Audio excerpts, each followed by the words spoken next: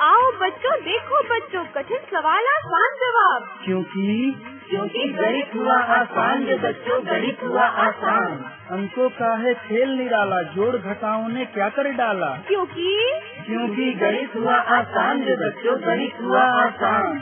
शून्य का है खेल अजब, अंकों के संग करे गजब। कभी अंकों को शून्य बनाता या अंकों का मान बढ़ाता। क्योंकि गणित हुआ आसान रे बच्चों, गणित हुआ आसान। अलवर की आवाज 90.8 मेगाहर्ट्ज। गणित हुआ आसान के एक और अंक के साथ हाजिर हूँ मैं आपका मेजबान दोस्त अनुज पारिक। गणित हुआ आसान के आज के इस अंक में जानेंगे हम हमारे महान गणितज्ञों की जीवनी के बारे में, उनके इनोवेशंस के बारे में और उनके गणित के योगदान के बारे में। जानकारी देने के लिए हमारे साथ है IIT इंजीनियरिंग कॉलेज के असिस्टेंट प्रोफेसर सचिन कुमार वर्मा और साथ में है कुछ कम्युनिटी स्टूडेंट। तो आइए जानते हैं। अगर गणित के योगदान में हम बात करें, आर्यभट्ट, भास्कराचार्य, ब्रह्मगुप्त ऐसे कई महान गणितज्ञ हुए हैं जिनका गणित के क्षेत्र में अतुलनीय योगदान रहा है। तो आइए जानते हैं आर्यभट्ट के बारे में।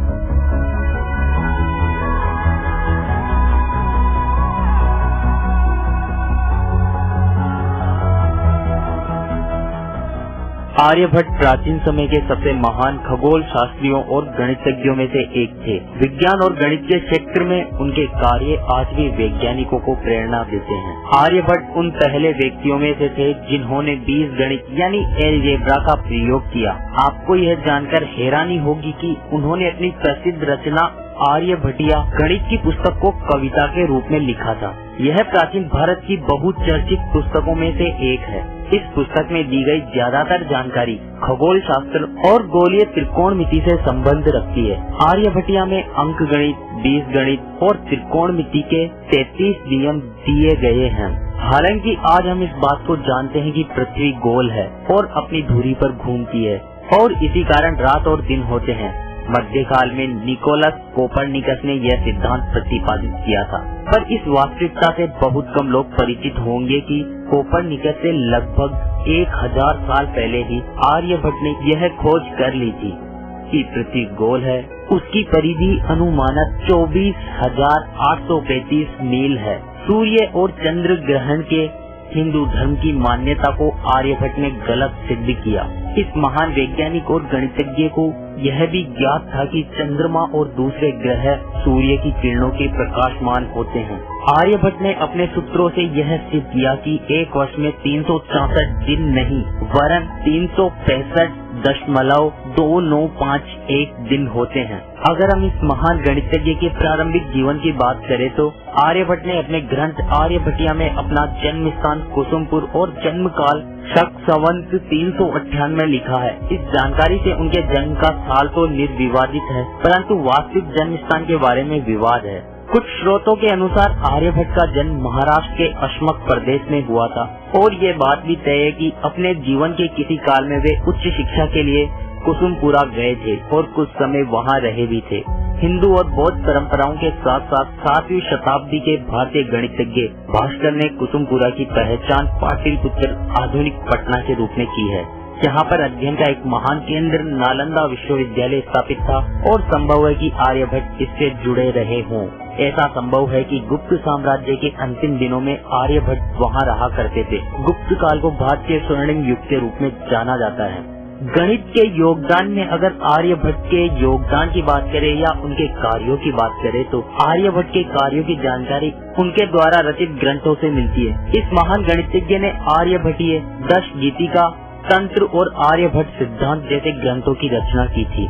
विद्वानों में आर्यभट्ट सिद्धांत के बारे में बहुत मतभेद है। ऐसा माना जाता है कि आर्यभट्ट सिद्धांत का 7वीं सदी में व्यापक उपयोग होता था। संप्रति में इस ग्रंथ के केवल 34 श्लोक ही उपलब्ध है और इतना उपयोगी ग्रंथ लुप्त कैसे हो गया, इस विषय में भी विद्वानों के पास कोई निश्चित जानकारी नहीं है।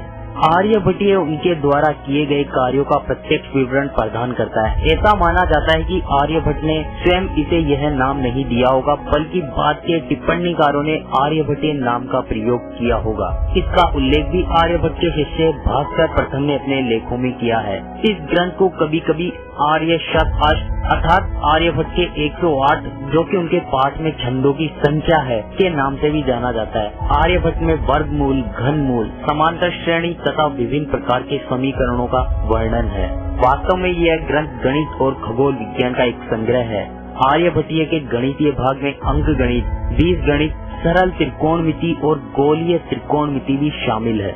इसमें सतत भिन्न कंटिन्यूड सेक्शंस, द्विघात समीकरण, घात श्रृंखला के योग, सम्स ऑफ पावर सीरीज और टेबल ऑफ साइन शामिल है। आर्यभट्टीय में कुल 108 छंद है, साथ ही परिचयात्मक 13 अतिरिक्त है। यह 4 पदों अथवा अध्यायों में विभाजित है। पहला गीतिका पाद, दूसरा गणित पाद, तीसरा काल क्रिया पाद और चौथा गोल पाद। आर्यभट्ट का भारत और विश्व के गणित और ज्योतिष सिद्धांत पर गहरा प्रभाव रहा। भारतीय गणितज्ञों में सबसे महत्वपूर्ण स्थान रखने वाले आर्यभट्ट ने 120 आर्या छंदों में ज्योतिष शास्त्र के सिद्धांत और उससे संबंधित गणित को सूत्र रूप में अपने प्रसिद्ध ग्रंथ आर्यभट्टीय में प्रस्तुत किया। उन्होंने गणित के क्षेत्र में महान आर्किमिडीज से भी अधिक सटीक पाई के मान को निरूपित किया और खगोल विज्ञान के क्षेत्र में सबसे पहली बार यह घोषित किया कि पृथ्वी स्वयं अपनी दूरी पर घूमती है। स्थान मूल्य अंक प्रणाली आर्यभट्ट के कार्यों में स्पष्ट रूप से विद्यमान थी। हालांकि उन्होंने शून्य दर्शाने के लिए किसी प्रतीक का प्रयोग नहीं किया, परंतु गणितज्ञ ऐसा मानते हैं कि रिक्त गुणांक के साथ 10 की घात के लिए एक स्थान धारक के रूप में शून्य का ज्ञान आर्यभट्ट के स्थान मूल्य अंक प्रणाली में निहित था। और सबसे बड़ी हैरानी और आश्चर्यचकित कर देने वाली बात तो यह है कि आजकल के उन्नत साधनों के बिना ही उन्होंने लगभग 1500 साल पहले ही ज्योतिष शास्त्र की खोज की थी।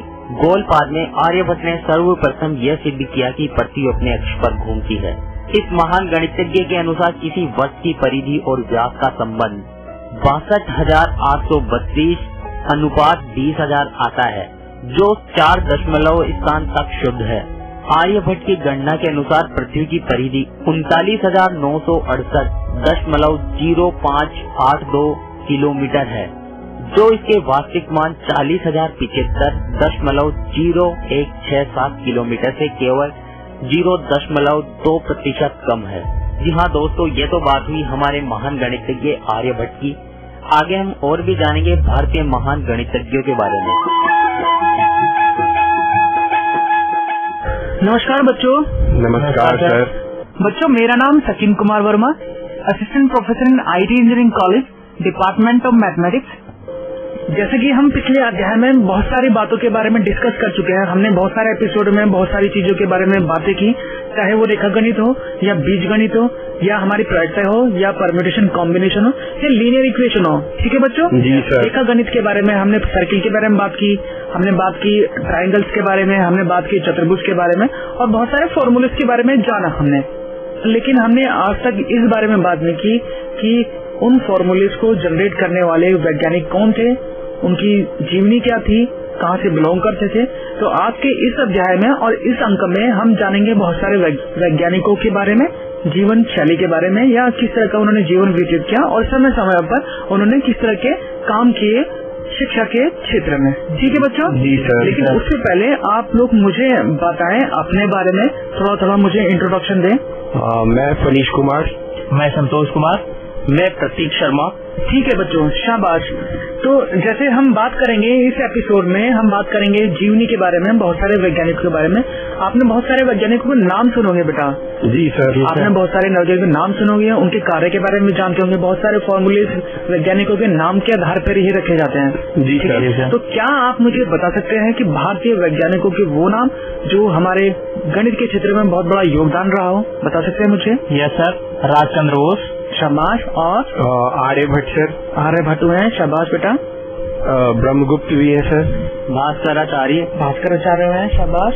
ये तो हमारे हो गए जो हमारे भारतीय हैं। अगर हम बात करें विदेशी मूल के, वो व्यक्ति हैं, उनके बारे में बताया जाता है कि यूक्लिड हमारे बहुत बड़े वैज्ञानिक और दूसरे पाइथागोरस हैं जो भी हमारे विदेशी हैं। जी सर। ठीक है, लेकिन इनका महत्वपूर्ण योगदान हमारे गणित के क्षेत्र में रहा है और सराहनीय रहा है, जिसके बारे में हम थोड़ा जानने की कोशिश करेंगे।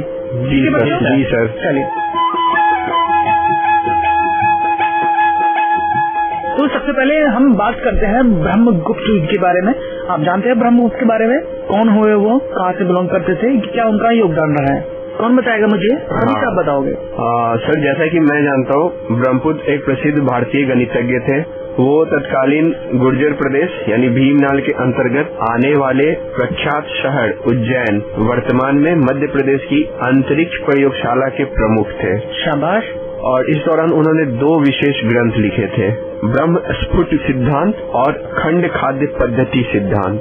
सर, मैं तो इनके बारे में बस नहीं जानता हूँ। ठीक है, आप बेटा? सर, मैं संतोष कुमार। ब्रह्मगुप्त लूनी नदी के बीच स्थित भीनमाल नामक ग्राम के निवासी और उनके पिता का नाम जिष्णु था। उनका जन्म संवत 520 में हुआ था। उन्होंने प्राचीन ब्रह्म पितामह सिद्धांत के आधार पर ब्रह्मस्फुट सिद्धांत तथा खंड खाद्य नामक ग्रंथ लिखे, जिनका अनुवाद अरबी भाषा में अनुमानतः खलिका मसूर के समय सिद्ध हिंद और अल अंकरंद नाम से हुआ। इसका एक अन्य ग्रंथ ध्यान ग्रंथ होपदेश नाम का भी है।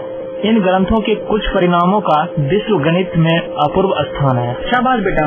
चलिए, ये तो आपने बताया ब्रह्मगुप्त के बारे में। थोड़ा सा मैं बताता हूँ आपको ब्रह्मगुप्त के जीवन परिचय के बारे में। जैसे कि हम जानते हैं कि आचार्य ब्रह्मगुप्त का जन्म राजस्थान राज्य के भीलमाल में 598 ईस्वी में हुआ था। इसी कारण उन्हें भीलमालाचार्य के नाम से भी कई जगह उल्लेखित किया गया है। यह शहर तत्कालीन गुजरात प्रदेश की राजधानी तथा हर्षवर्धन साम्राज्य के राजा व्याघ्रमुख के समकालीन माना जाता है, ऐसा कहा जाता है उनके बारे में।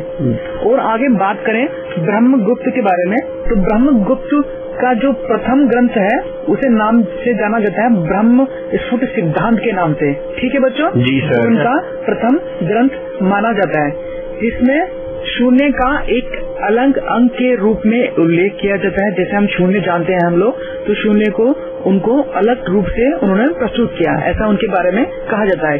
यही नहीं बल्कि इस ग्रंथ में ऋणात्मक अर्थात नेगेटिव अंकों और शून्य पर गणित करने के सभी नियमों को वर्णित भी किया जाता है। जैसे उन्होंने बताया गणित के बारे में, और उन्होंने बताया शून्य के बारे में और ऋणात्मक अंकों के बारे में बहुत सारे उन्होंने पहलुओं पे विचार विमर्श किया, तर्क दिए अपने। ठीक है बेटा? जी सर। ये नियम आज भी समझ के बहुत करीब है। और हाँ, अंतर अवश्य ये है, ब्रह्मगुप्त शून्य के भाग करने के नियम को सही नहीं दे पाए। अर्थात आपने शून्य के बारे में सुना होगा बेटा? जी सर। शून्य में किसी नंबर प्रोडक्ट करते हैं तो वो शून्य ऐसा बताया गया। जी सर। लेकिन वो इस बात को डिफाइन नहीं कर पाए कि शून्य को अगर हम शून्य से डिवाइड करें तो नंबर कौन सा आएगा। जी सर। इस बात को वो प्रिडिक्ट नहीं कर पाए, उसके बारे में तर्क नहीं दे पाए। ठीक है बेटा? जी सर। क्योंकि ऐसा माना जाता है कि वो शून्य अपॉन शून्य क्या होती है, आपकी इनडिटरमिनेट होती है, मानते हो ना? जी सर। इस तर्क को वो अच्छे से एक्सप्लेन नहीं कर पाए। ठीक है बेटा? जी सर। आगे हम बात करें ब्रह्म स्फुट सिद्धांत के बारे में। ब्रह्म स्फुट सिद्धांत के सारे 4 अध्याय मूलभूत गणित को समर्पित है। 12वां अध्याय गणित, अंक गणित, श्रृंखलाओं तथा ज्यामिति के बारे में है। 18वें अध्याय में कुटुक में आर्यभट्ट के रैखिक अनिर्धार्य समीकरण, जिसे हम इंग्लिश में कहते हैं लीनियर इनडिटरमिनेट इक्वेशन, या इक्वेशन की फॉर्म बात करते हैं ax minus dy is equal to C, where a b c क्या है आपके कोई होंगे इंटीजर। जैसे आपने लीनियर इक्वेशन के बारे में सुना होगा, सोल्व करते हैं ना। जी सर। 2 पदों की इक्वेशन होती है, उसे लीनियर इक्वेशन कहते हैं, जिसकी डिग्री कितनी होती है 1 होती है। जी सर। उन इक्वेशन को सोल्व करने के जो आर्यभट्ट में तरीके देते हैं उस पर उन्होंने चर्चा की थी। ठीक है? जी सर। बीज गणित के जिस प्रकरण में अनिर्धार्य समीकरणों का अध्ययन किया जाता है उसका पुराना नाम कुटुक है। ब्रह्मगुप्त ने उस प्रकरण के नाम से भी इस विज्ञान का नाम सन 628 में कुटुक गणित रखा। और आगे हम बात करें ब्रह्मगुप्त के बारे में। ब्रह्मगुप्त ने द्विघातीय अनिर्धार्य समीकरण, जैसे हमने लीनियर इक्वेशन की बात की, ऐसे ही हम बात करें सेकंड ऑर्डर की इक्वेशन के बारे में, जिसमें आपकी वेरिएबल की डिग्री कितनी होती है? 2 होती है। ऐसी समीकरणों के हल की विधि पे भी विशेष खोज निकाली, जिसे उन्हें नाम दिया चक्रवाल विधि। चक्रवाल विधि के नाम से आप जो सेकंड ऑर्डर की इक्वेशंस होती है उनको सोल्व करते हैं। जी सर। ऐसा पाया जाता है उनके गणित के योगदान में। ठीक है बच्चों। जी सर। गणित के सिद्धांतों का ज्योतिष में प्रयोग करने वाले वे प्रथम व्यक्ति माने जाते हैं, ऐसा कहा जाता है। ठीक है बेटा। जी सर। गणित के सिद्धांतों का ज्योतिष में प्रयोग करने वाले वह प्रथम व्यक्ति माने जाते हैं। उन्होंने ब्रह्म स्फुट सिद्धांत के द्वारा ही अरबों को भारतीय ज्योतिषी का पता लगा। जी सर। ठीक है।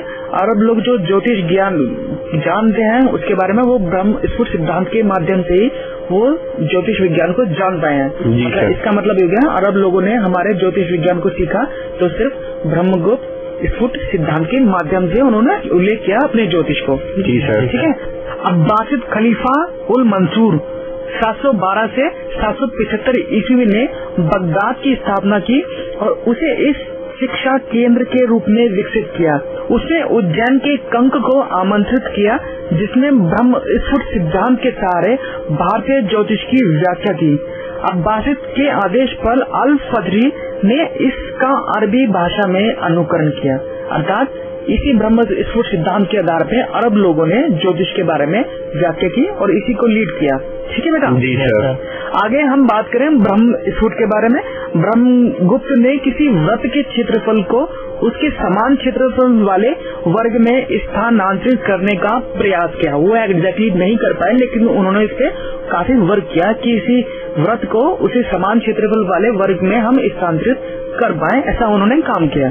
आगे हम बात करें ब्रह्मगुप्त के बारे में। ब्रह्मगुप्त ने पृथ्वी की परिधि ज्ञात की जो आधुनिक मान के बहुत ज्यादा निकट है। उन्होंने बहुत साल पहले ही पृथ्वी की परिधि को माप लिया था, ऐसा माना जाता है, ऐसा कहा गया, ऐसा उल्लेख है उनके बारे में, जो कि आज की जो पृथ्वी की वास्तविक परिधि है उसके बहुत ज्यादा करीब है, बहुत ज्यादा निकट है। ठीक है बेटा। जी सर। ऐसे ही ब्रह्मगुप्त के बारे में बताया जाता है उन्होंने पाई का मान को भी निकाला और जो √10 के बराबर माना जाता है, ऐसा उन्होंने बताया कि पाई का मान √10 की वैल्यू के इक्वलेंट माना जाता है। जी सर। ठीक है। और बात करें ब्रह्मगुप्त अनावर्त वित्त भिन्नों के सिद्धांत से परिचित थे। उन्होंने एक घातीय अनिधारक समीकरणों का पूर्णांक में व्यापक हल दिया जो आधुनिक पुस्तकों में इसी रूप में पाया जाता है और अनिधारक वर्ग समीकरण ky² + 1 = x², जहाँ पे x और y क्या है आपके दोनों ही वेरिएबल है, k क्या है कोई कांस्टेंट है, को भी हल करने का प्रयास किया। जी सर। ठीक है बच्चों। जी सर। ये था ब्रह्मगुप्त के बारे में। आगे मुझे थोड़ा सा और बताएं। ब्रह्मगुप्त ने बहुत सारे गणित में फॉर्मूले वगैरह जनरेट किए हैं, उसके बारे में मुझे थोड़ा बताएं। कौन बताएगा? मुझे फनीश बताएंगे। फनीश।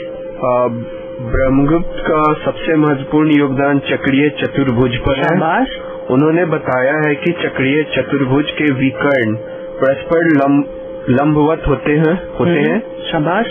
ब्रह्मगुप्त ने चक्रीय चतुर्भुज के क्षेत्रफल निकालने का सन्निकट यानी अप्रोक्सीमेट मान यानी अप्रोक्सीमेट फॉर्मूला बताया जी, तथा यथातथ सूत्र यानी एग्जैक्ट फॉर्मूला भी हमें दिया। बेसिकली उन्होंने अप्रोक्सीमेट और एग्जैक्ट दोनों फॉर्मूले दिए। जी सर। बहुत बड़ा योगदान रहा है ऐसा। जी सर। जी। उनके जो चक्रीय चतुर्भुज के क्षेत्रफल का जो अप्रोक्सीमेट फॉर्मूला है वो इस प्रकार है P + R/2 गुने Q + S/2। यहाँ पे P, Q, R, S उसकी भुजाओं की नाप है, यानी चतुर्भुज की भुजाओं की नाप है। और जो चक्रीय चतुर्भुज के क्षेत्रफल का जो एग्जैक्ट फॉर्मूला है यानी यथातथ सूत्र है वो इस प्रकार है √T - P ब्रैकेट में बंद गुने T - Q, ये भी ब्रैकेट में बंद, इंटू T - R, वो भी ब्रैकेट के अंदर, इंटू T - S, जहाँ पे T चक्रीय चतुर्भुज का अर्ध परिमाप है। हेरोन का सूत्र जो एक त्रिभुज के क्षेत्रफल निकालने का सूत्र है, इसका एक विशिष्ट रूप है। अच्छा, जो हेरोन का हम फॉर्मूला लगाते हैं, त्रिभुज का क्षेत्रफल निकालने के लिए फॉर्मूला यूज कर रहे होते हैं। जी सर। वो इसी का एक विशिष्ट रूप है। इसका मतलब पहले चक्रीय चतुर्भुज वर्ग हुआ क्षेत्रफल निकालने के लिए। जी सर। जो कि हमारे ब्रह्मगुप्त जी ने दिया। जी सर। उसी पे वर्क करके हमने त्रिभुज के क्षेत्रफल के बारे में जानकारी। जी सर। ठीक है बच्चों। जी सर।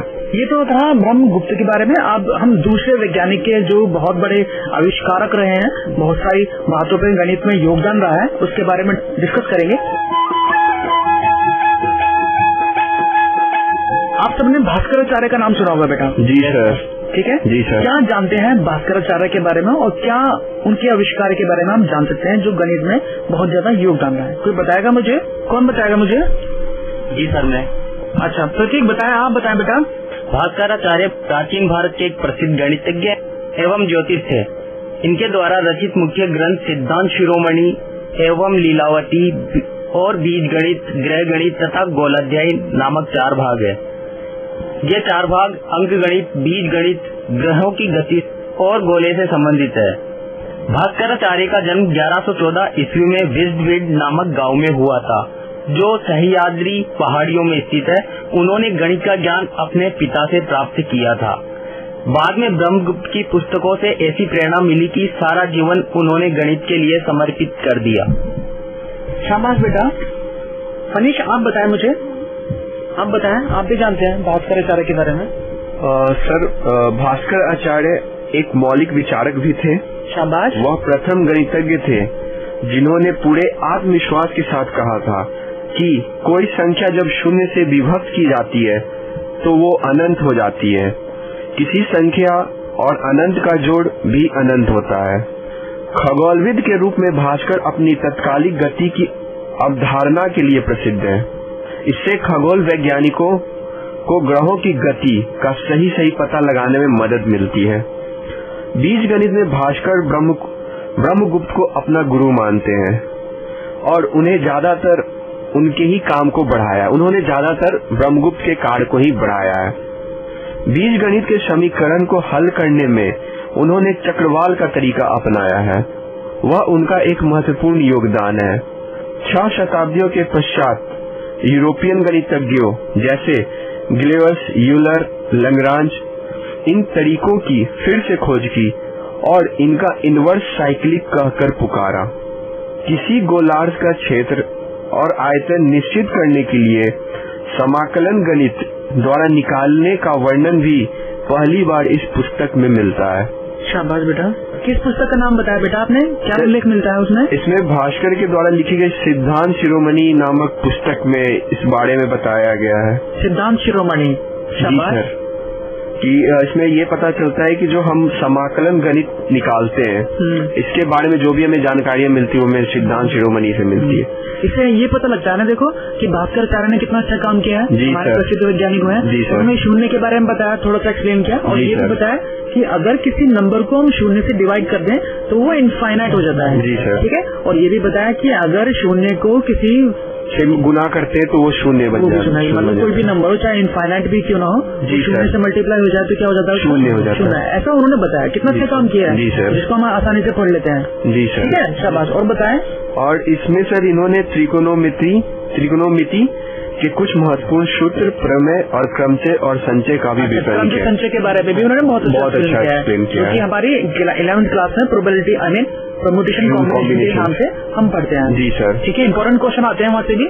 जी सर। कितना अच्छा काम किया है इन्होंने? सर इन्होंने जो काम किया है उस पे कुछ विदेशी गणितज्ञों ने भी इनके काम को आगे बढ़ाया है। जैसा कि मैंने बताया अभी लैग्रांज ने इनके खोज को आगे बढ़ाया, फिर उसके बाद यूलर ने इनके खोज को आगे बढ़ाया, जिन्होंने फिर बाद में इनके खोज का नाम इनवर्स साइक्लिक कहकर पुकारा है। देखिए हमारे भारतीय वैज्ञानिक इतने बड़े महान हुए हैं कि विदेशी लोगों ने भी उनके किए हुए काम पे वर्क किया और तब जाके उनका नाम बना और उस पर कुछ रिसर्च कर पाए। जैसे कि हम लोगों ने गणित के क्षेत्र में भारतीयों ने बहुत बड़ा योगदान दिया है। भास्कराचार्य जी का बहुत बड़ा योगदान है। सर इनकी जो सन 1140 ईस्वी में इन्होंने जो सिद्धांत शिरोमणि नामक पुस्तक संस्कृत श्लोकों में 4 भागों में लिखी है। कौन सी में? वो ऐसे पाटी गणिताध्याय, अच्छा, या लीलावती, बीज गणिताध्याय, ग्रह गणिताध्याय तथा गोलाध्याय। शाबाश। इन चारों पर हमारे जो गणितज्ञ हैं भास्कराचार्य इन चारों पुस्तकों में सिद्धांतों में अपने सारे खोजों को उल्लेख किया है। आप बताएं बेटा। इनमें से प्रथम 2 स्वतंत्र ग्रंथ हैं और अंतिम 2 सिद्धांत शिरोमणि के नाम से प्रसिद्ध है। इसके अलावा करण कुतूहल और वासना भाष्य और भास्कर विवाह पटल नामक 2 छोटे ज्योतिष ग्रंथ इन्हीं के लिखे हुए हैं। इनके सिद्धांत शिरोमणि से ही भारतीय ज्योतिष शास्त्र का समय तत्व जाना जा सकता है। सर्वप्रथम उन्होंने ही अंक गणित क्रियाओं का अपरिमेय राशियों में प्रयोग किया। गणित को उनकी सर्वोत्तम देन चक्रीय विधि द्वारा आविष्कृत अनिश्चित एक घातीय और वर्ग समीकरण के व्यापक हल है। भास्कराचार्य के ग्रंथ, जैसे कि इन्होंने बताया, नाम क्या बेटा आपका? संतोष कुमार ने बताया। आगे थोड़ा सा मैं बताने की कोशिश करता हूँ। जी सर। न्यूटन के जन्म के 800 वर्ष पूर्व ही इन्होंने अपने गोलाध्याय नामक ग्रंथ में माध्याकर्षण तत्व के नाम से गुरुत्वाकर्षण के नियमों की विवेचना की। जैसे इनके बारे में बताया जाता है कि न्यूटन के बारे में बताया, रूल के बारे में बताया, पृथ्वी के गुरुत्वाकर्षण के बारे में भी उन्होंने काफी सारी इन्फॉर्मेशन हमें दी। जी सर। गुरुत्वाकर्षण बल पृथ्वी के केंद्र के लिए फोकस होता है और वो चीजों को अपनी तरफ अट्रैक्ट करता है। आप जानते हैं इन चीजों के बारे में। इसके बारे में बहुत सारी बातें उन्होंने की। वे प्रथम व्यक्ति थे जिन्होंने दशमलव प्रणाली की क्रमिक रूप से व्याख्या की। इनके ग्रंथों की कई टीकाएं हो चुकी हैं तथा देशी तथा विदेशी बहुत सी भाषाओं में इसके अनुवाद हो चुके हैं। जी सर। और आगे बात करें तो 69 वर्ष की आयु में उन्होंने अपनी द्वितीय पुस्तक कर्म कुतूहल लिखी। इस पुस्तक में खगोल विज्ञान की गणना है, जबकि इस कृति प्रथम पुस्तक की तरह प्रसिद्ध नहीं हुई। अर्थात जो पहली इनकी पुस्तक थी उसकी तरह ये पुस्तक आपकी प्रसिद्ध नहीं, लेकिन फिर भी पंचांग आदि बनाने के समय आवश्यक देखा जाता है पुस्तक के बारे में। ठीक है ना? जी सर। जैसे इसके बारे में बताया जाता है इन्होंने कि बहुत कम लोग जानते हैं कि गुरुत्वाकर्षण का रहस्य न्यूटन से भी कई सदियों पहले भास्कराचार्य ने उजागर कर दिया था। जी सर। न्यूटन ने विदेशी वैज्ञानिक हैं, उन्होंने गुरुत्वाकर्षण के बारे में बहुत सारी जानकारी दी, लेकिन बहुत कम लोग जानते हैं कि हमारे देश के वैज्ञानिक भास्कराचार्य ने बहुत सदियों पहले, बहुत सदियों पहले, न्यूटन से भी पहले इस नियम के बारे में बहुत सारी व्याख्या कर दी थी।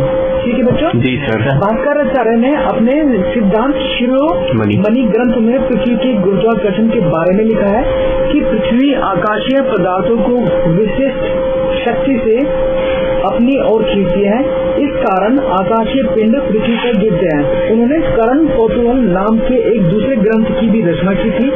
ये अपने समय के सुप्रसिद्ध वैज्ञानिक थे, गणितज्ञ थे। कथित रूप से यह उज्जैन की वेदशाला के अध्यक्ष भी रहे हैं। उन्हें मध्यकालीन भारत का सर्वश्रेष्ठ गणितज्ञ माना जाता है। मैं समझता हूँ कि भास्कराचार्य के बारे में आप बहुत सारी बातों के बारे में जान गए होंगे। ठीक है जी। आने वाले अंक में हम फिर बहुत सारे वैज्ञानिक के बारे में जानेंगे। Yes sir. जी सर। ठीक है बेटा। तो ये था इस एपिसोड के बारे में। पिछले अंकों में बहुत सारी बातों के बारे में जानकारी ली हमने। आज इस अंक में हमने जाना कि वो जो काम हमने किए हैं, प्रैक्टिकली एप्लीकेशन हम कर रहे हैं, वो कौन से वैज्ञानिक रहे हैं जिन्होंने इसका आविष्कार किया। बहुत सारी बातों पर डिस्कस भी की।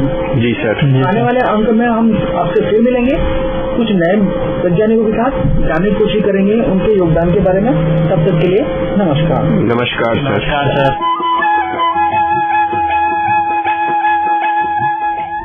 गणित हुआ आसान के आज के इस अंक में आपने जाना भारतीय महान गणितज्ञों के बारे में, उनकी जीवनी के बारे में और उनके गणित के योगदान के बारे में। जानकारी दे रहे थे IIT इंजीनियरिंग कॉलेज के असिस्टेंट प्रोफेसर सचिन कुमार वर्मा। उम्मीद है आपको ये प्रोग्राम जरूर पसंद आया होगा और कुछ न कुछ सीखा होगा। यह प्रोग्राम भारत सरकार के विज्ञान एवं प्रौद्योगिकी विभाग द्वारा उत्प्रेरित एवं समर्थित किया गया। आपको ये प्रोग्राम कैसा लगा, इसकी प्रतिक्रिया देने के लिए हमारा पता है कम्युनिटी रेडियो स्टेशन अलवर की आवाज 90.8 megahertz, IIT group of institution, north extension MIA Alwar Rajasthan. हमारे फोन नंबर है 9587908908 और दूसरा नंबर है 014451211190। आप चाहें तो हमें ईमेल भी कर सकते हैं। हमारा ईमेल ID है radioalwar@gmail.com। साथ ही आप इस प्रोग्राम को इंटरनेट के माध्यम से भी सुन सकते हैं। इंटरनेट पर सुनने के लिए लॉगिन करना होगा www.iradiolive.com। इसी के साथ आपके मेजबान दोस्त अनुज पारिक को दीजिए इजाजत। नमस्कार। आओ बच्चों, देखो बच्चों, कठिन सवाल आसान जवाब। क्योंकि गणित हुआ आसान रे बच्चों, गणित हुआ आसान। अंकों का है खेल निराला, जोड़ घटाओं ने क्या कर डाला। क्योंकि गणित हुआ आसान रे बच्चों, गणित हुआ आसान। शून्य का है खेल अजब, अंकों के संग करे गजब। कभी अंकों को शून्य बनाता या अंकों का मान बढ़ाता, क्योंकि गणित हुआ आसान रे बच्चों, गणित हुआ आसान।